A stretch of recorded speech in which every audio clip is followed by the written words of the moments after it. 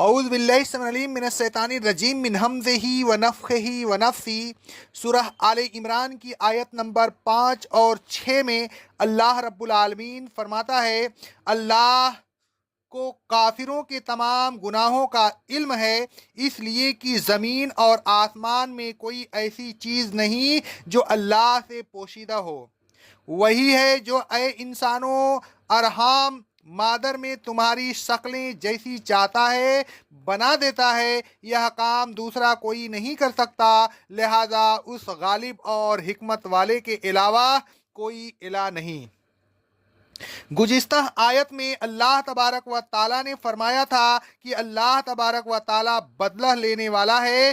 بدلہ لینے کے لیے اس بات کی سخت ضرورت ہے کہ بدلہ لینے والے کو جس سے بدلہ لیا جا رہا ہے اس کے تمام اعمال کا علم ہو۔ اس چیز کی وضاحت کے لیے اللہ تبارک و تعالیٰ نے فرمایا کہ ان اللہ لا یخفی علیہ شیء فی الارض ولا فی السماء، زمین اور آسمان کی کوئی چیز اللہ تبارک و تعالیٰ سے پوشیدہ نہیں۔ اللہ تبارک و تعالیٰ کو ہر ایک چیز کا علم ہے۔ اللہ تبارک و تعالیٰ فرماتا ہے سورہ انعام کی آیت نمبر 59 میں، خشکی اور تری کی تمام چیزوں کا اسے علم ہے، کوئی پتہ نہیں جھڑتا مگر وہ اللہ تبارک و تعالیٰ کے علم میں ہوتا ہے۔ زمین کی تاریکیوں میں ایک دانہ بھی ایسا نہیں اور نہ کوئی تر اور خشک چیز ایسی ہے جو روشن کتاب میں لکھی ہوئی نہ ہو۔ اللہ تبارک و تعالیٰ فرماتا ہے سورہ الحدید کی آیت نمبر 3 میں، اور وہ ہر چیز سے واقف ہے۔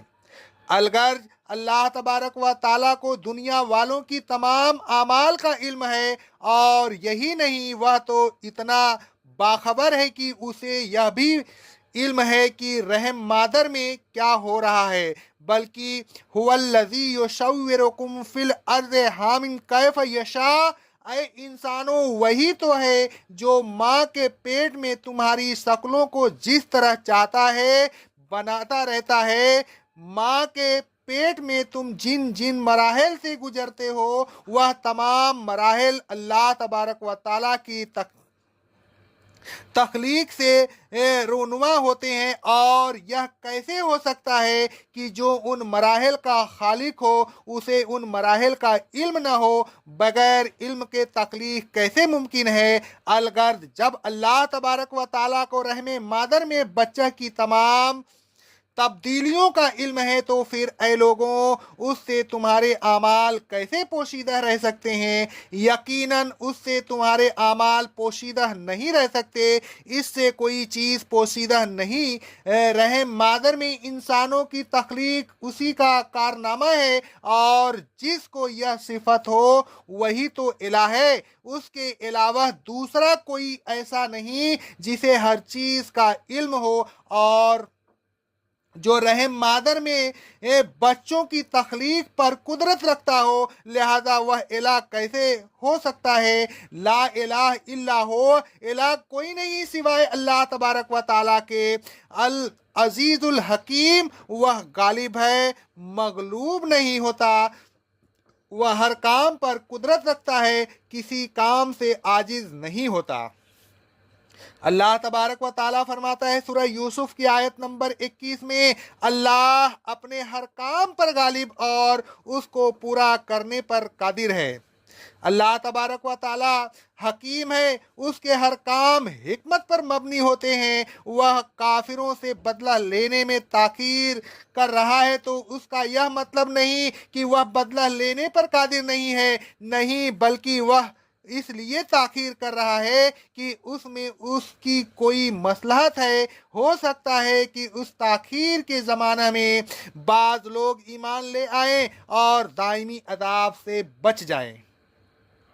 اے لوگوں اللہ تبارک و تعالیٰ سے کوئی چیز پوشیدہ نہیں۔ آپ جو عمل بھی کریں گے اللہ تبارک و تعالیٰ کو اس کا علم ہوگا، آپ اس سے چھپا کر کوئی کام نہیں کر سکتے۔ تو پھر اللہ تبارک و تعالیٰ سے ڈریے، اور اس کو ناراض کرنے والا کوئی काम न कीजिए, उसी में आपका भला है। अगर आपने अल्लाह तबारक व ताला को नाराज़ करने वाले काम किए तो आप अल्लाह तबारक व ताला से बचकर कहीं नहीं जा सकते। वह ज़बरदस्त है, आप उसको आजिज़ नहीं कर सकते। वह जब चाहे आपको अजाब में मुब्तला कर सकता है। अगर आप अल्लाह तबारक व ताला के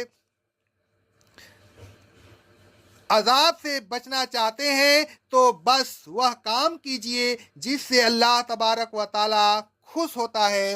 अक़ौलु क़ौली हाज़ा अस्तग़फ़िरुल्लाह अस्तग़फ़िरुल्लाह अस्तग़फ़िरुल्लाह।